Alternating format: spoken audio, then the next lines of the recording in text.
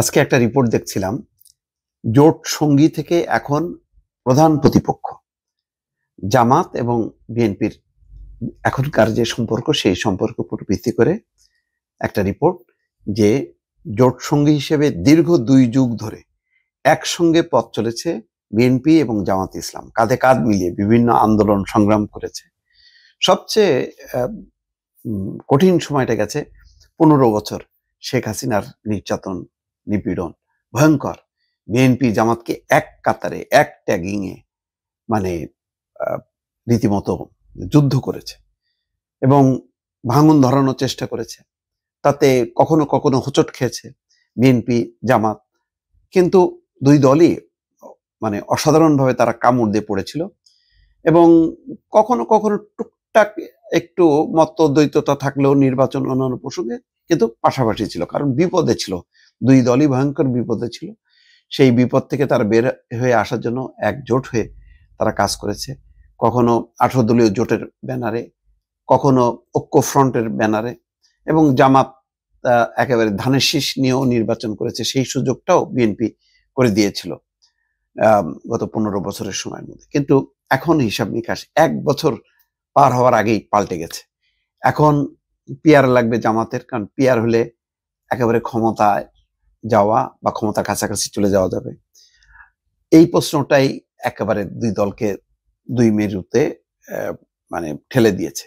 খেয়াল করেন যে 91 সালের বিএনপির সঙ্গে জামাতের আসন সমঝোতা হয়। ওই নির্বাচনে বিএনপি 140টা আসন পেলেও সরকার গঠনের জন্য সেটা যথেষ্ট ছিল না। 140টা পায়।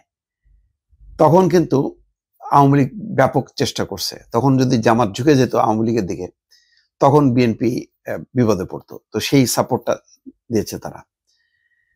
কিন্তু আবার তত্ত্বাবধায়ক ইস্যুতে দূরত্ব তৈরি হয়, তখন আবার আওয়ামী লীগের সঙ্গে জামাতের সমঝোতা।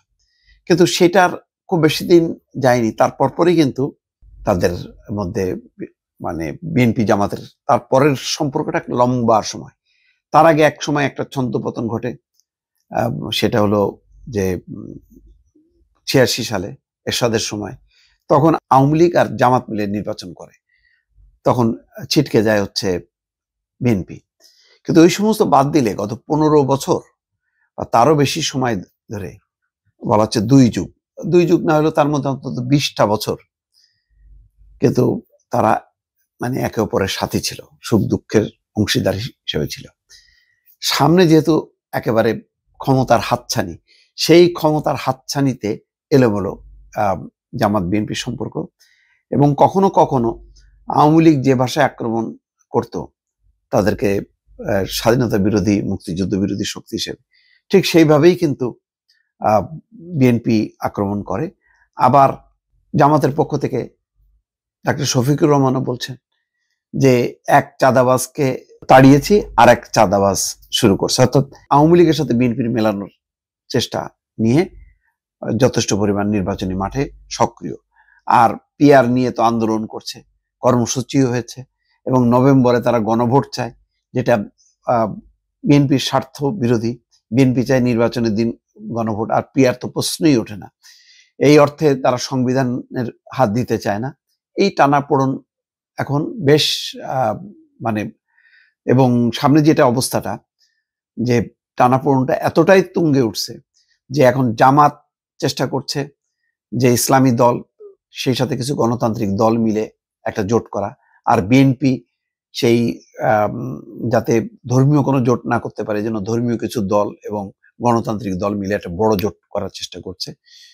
মাঠের অবস্থাটাও পরিবর্তন হয়েছে যথেষ্ট পরিমাণ, যেহেতু প্রধান নেতৃত্ব লন্ডনে অবস্থান করছে, আর নিচে যেহেতু দলে দলে তাদের মধ্যে সংঘাত, দল উপদল মিলে বিএনপির মধ্যে, এই সংঘাতের সুযোগে সংগঠিত দল হিসেবে জামাত একটা ভালো অবস্থা তৈরি করে ফেলেছে।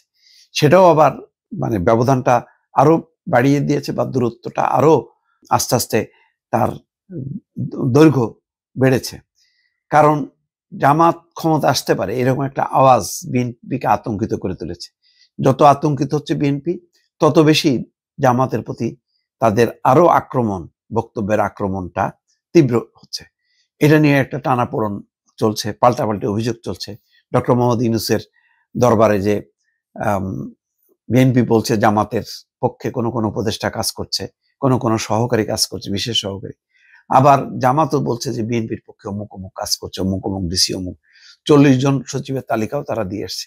সব মিলায় একটা মুখোমুখি অবস্থা। আবার মানে এক ধরনের মিত্রতাও দেখা যায়, যেমন নয়াদিগন্তের যেই দৈনিক নয়াদিগন্ত, যেটা জামাত সমর্থিত বা জামাতের মুখপাত্র বলা যায়, সেই পত্রিকার প্রতিষ্ঠাবার্ষিকীতে যে মির্জা ফখরুল আবার নিজামী মীর কাসেম আলীর মামলা করে তাদেরকে হত্যা করা হয়েছে মিথ্যা মামলা দিয়ে, সে কথাও বলেছে, ঐক্যের কথা বলেছে, যে ছোটখাটো ভুল ত্রুটি মানে ত্যাগ করে নির্বাচনের সবাইকে মনোযোগী হওয়ার আহ্বান জানিয়েছে।